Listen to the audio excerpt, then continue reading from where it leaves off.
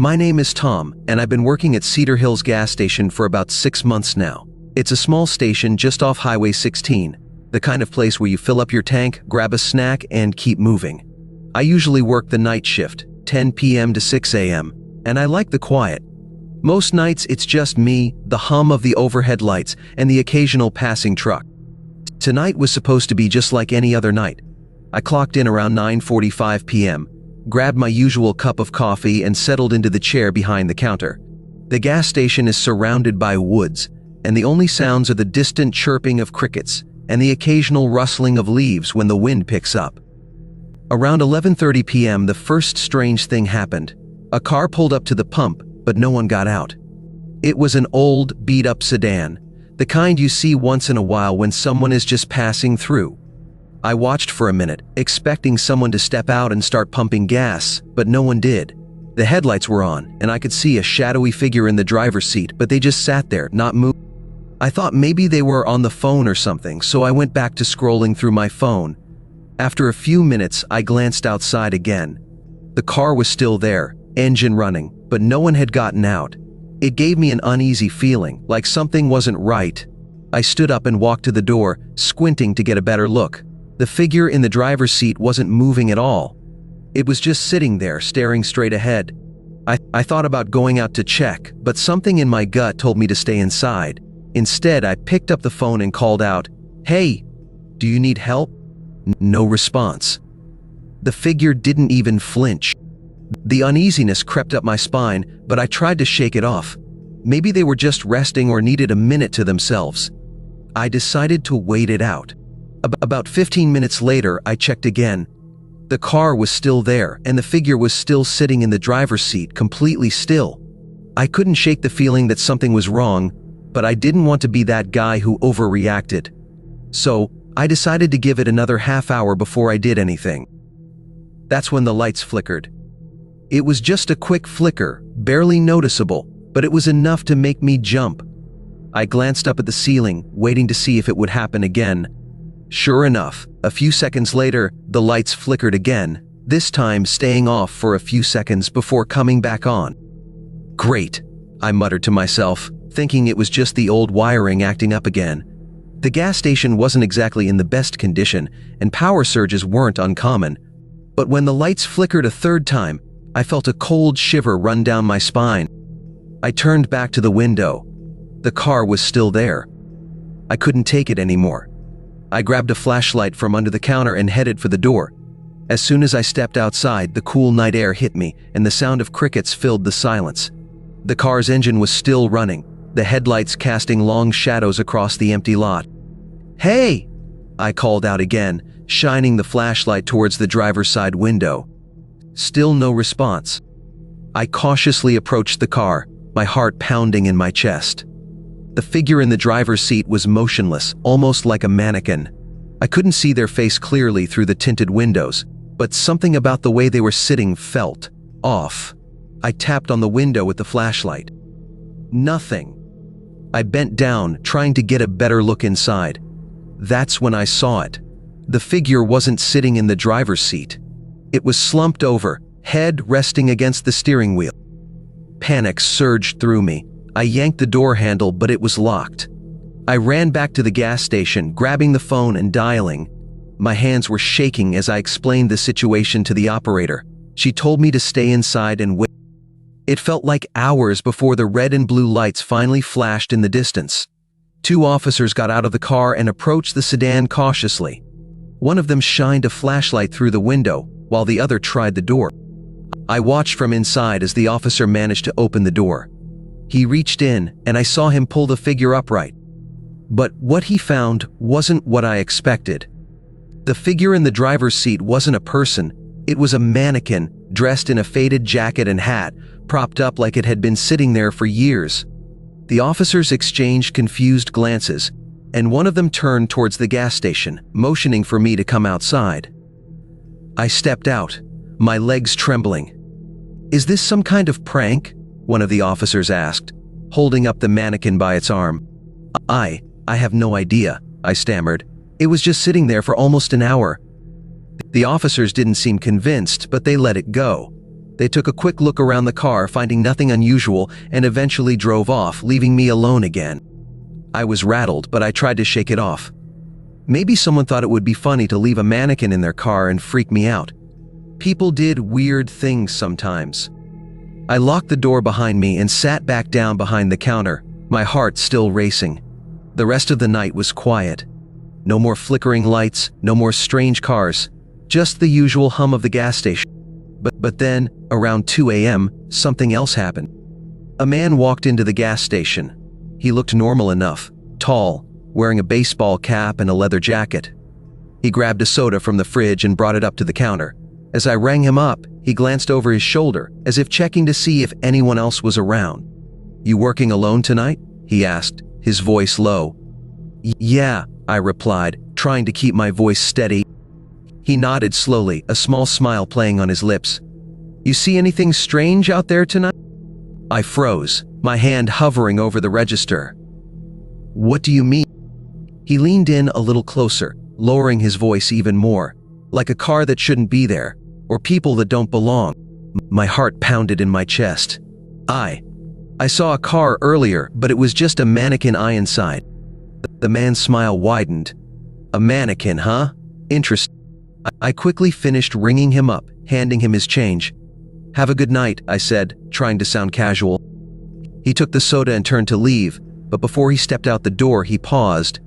"You should be careful out here working alone at night. You never know who or what you might run into." With that, he walked out, disappearing into the night. I sat there for a long time, trying to process what had just happened.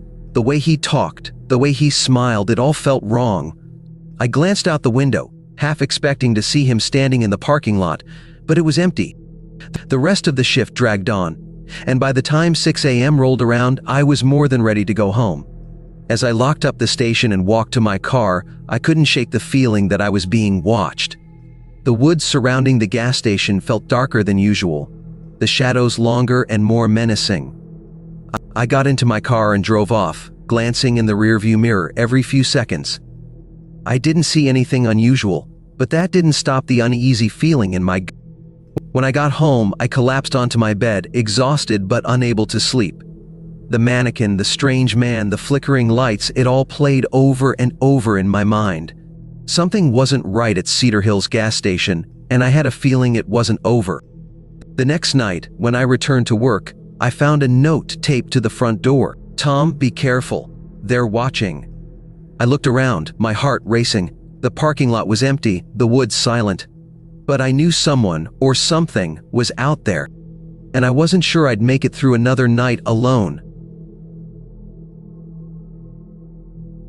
My name is Eric, and I work at an old gas station just off Route 12. It's the kind of place that feels like it's been forgotten by the world. We get a few customers during the day, mostly truckers and the occasional family on a road trip. But at night, it's dead. I usually work the night shift, and I've gotten used to the long, quiet hours. I don't mind it, though. I enjoy the peace. Last night was different. It started like any other night. I clocked in at 10 p.m., grabbed a coffee from the machine, and settled behind the counter with my phone. The overhead lights buzzed softly, and the only sound outside was the occasional gust of wind. I could see the highway from where I sat, but there weren't many cars on the road this late. By midnight, I hadn't seen a single customer. That's when the power went out. 1 minute, the lights were on, and the next, everything went black. The only light came from the dim glow of the emergency sign above the door. I sat there for a second, waiting to see if the lights would come back on, but they didn't. It wasn't unusual for the power to go out here. The place was old, and the wiring wasn't great, but it still made me uneasy. I grabbed the flashlight we keep under the counter and headed toward the back room where the circuit breaker was. The beam of light cut through the darkness, casting long shadows on the shelves stocked with snacks and drinks. Everything was quiet, too quiet. When I reached the back room, I flipped the breaker a couple of times, but nothing happened. The power was completely out. Great. I sighed and started back toward the front of the store when I noticed something odd.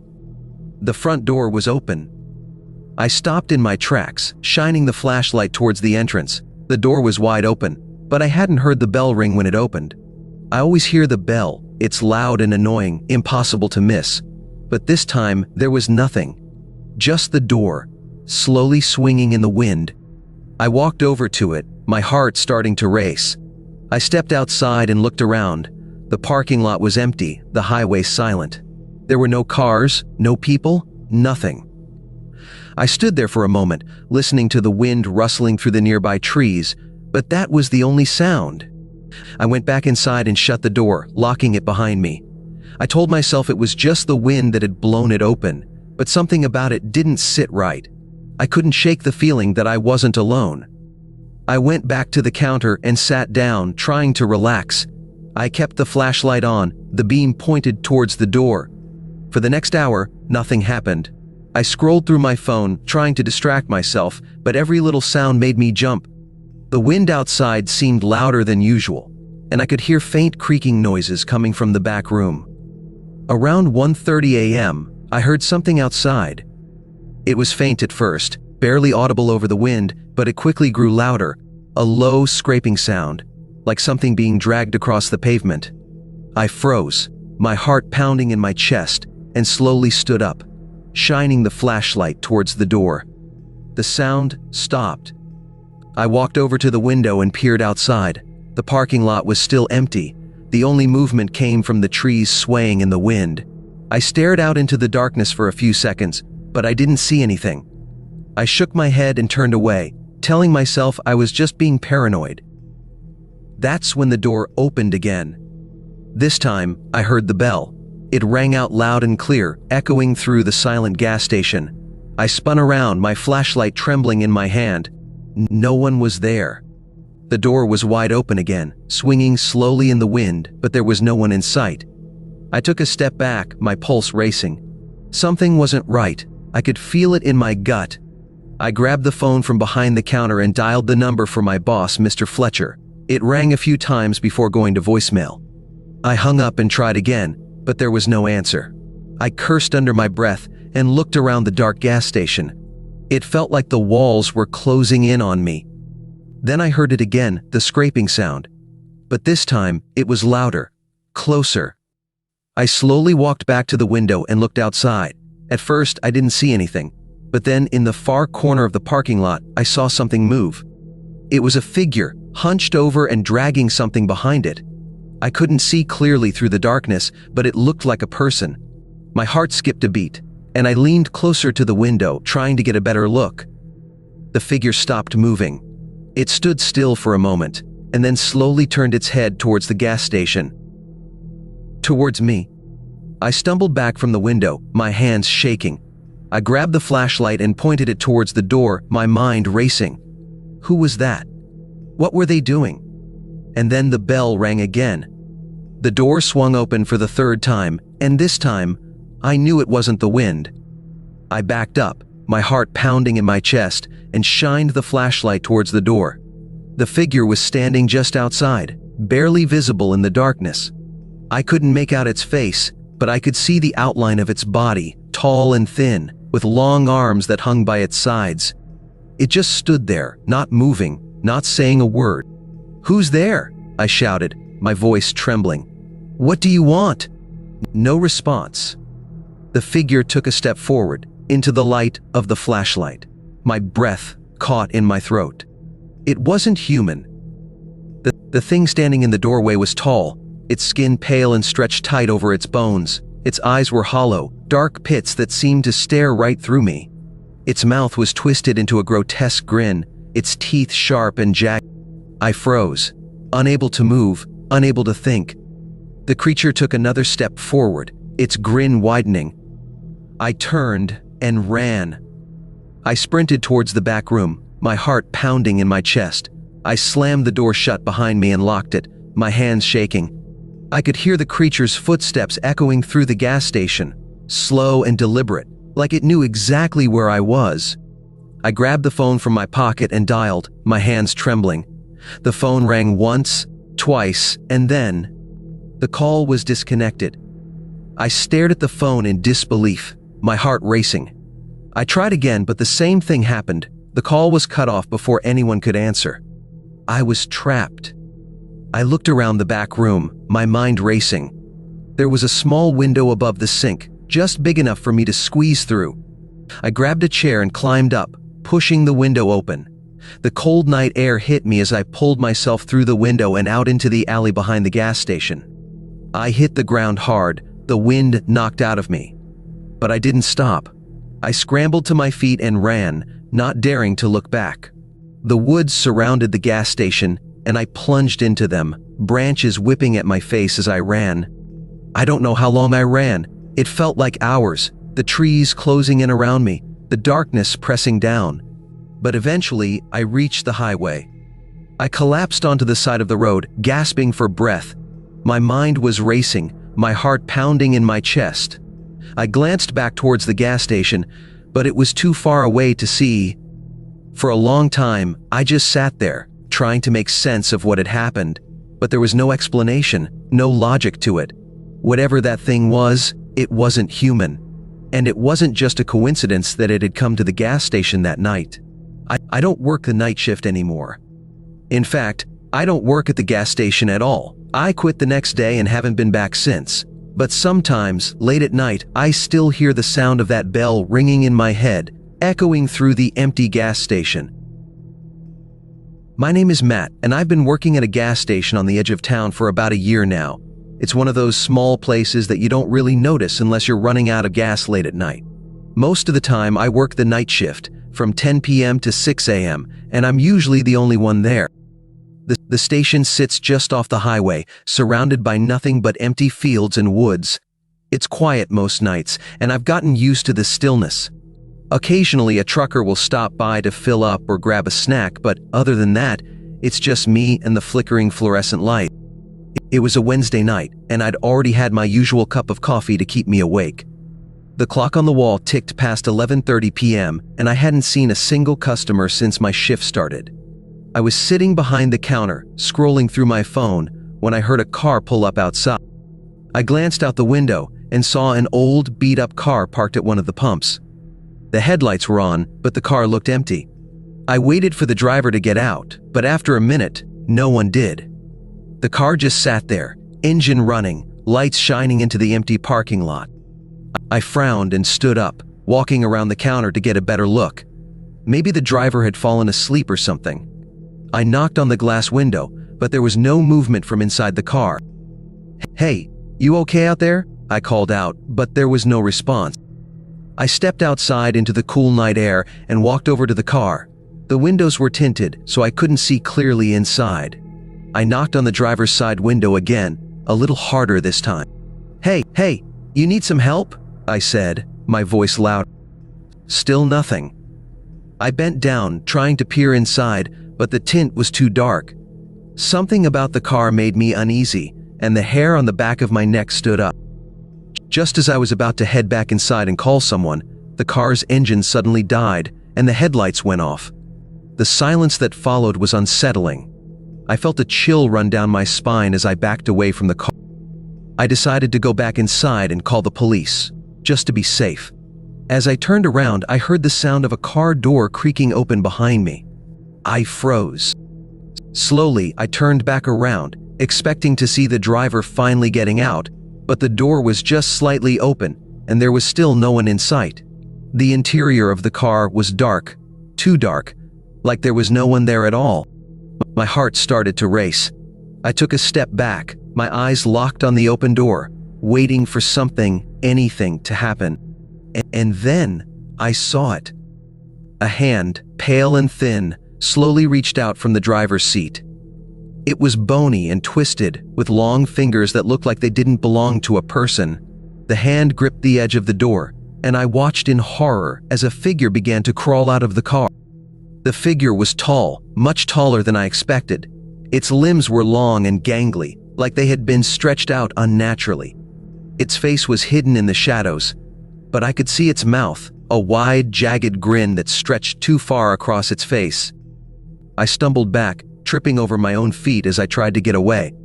I rushed back inside the gas station, slamming the door behind me and locking it. My hands were shaking as I grabbed the phone, dialing as fast as I could. The line rang once, twice, and then nothing. The call wouldn't go through. I cursed under my breath and hung up, trying again, but the same thing happened. The line was dead. I glanced back towards the window, my heart pounding in my chest.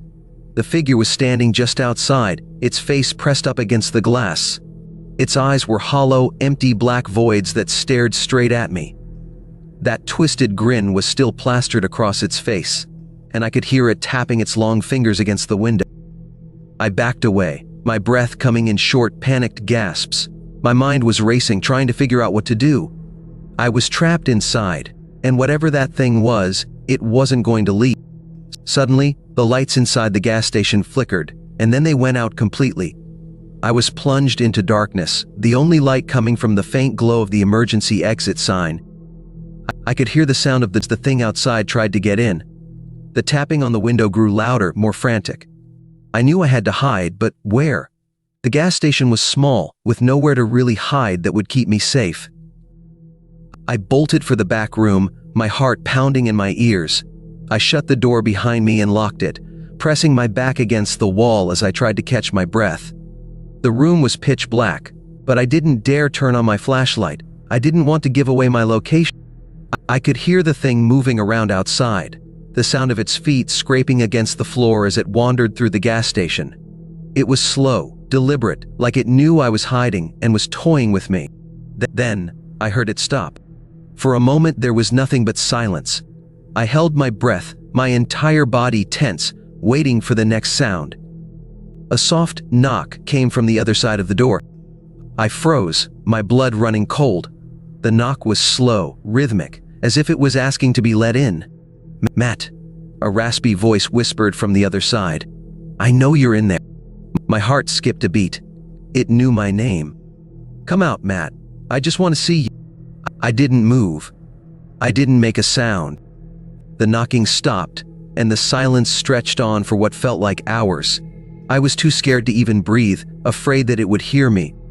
And then, slowly, the footsteps started again. They grew fainter and fainter until they finally disappeared. I waited in that back room for what must have been hours before I finally gathered the courage to come out. When I did, the gas station was empty. The car was gone, the door was shut, and everything looked normal. But I knew what I saw. I knew what had happened. I quit my job the next day. I haven't been back to that gas station since, and I never will. But sometimes late at night, when I'm alone, I can still hear that soft knock on my door, and the sound of that raspy voice whispering my name.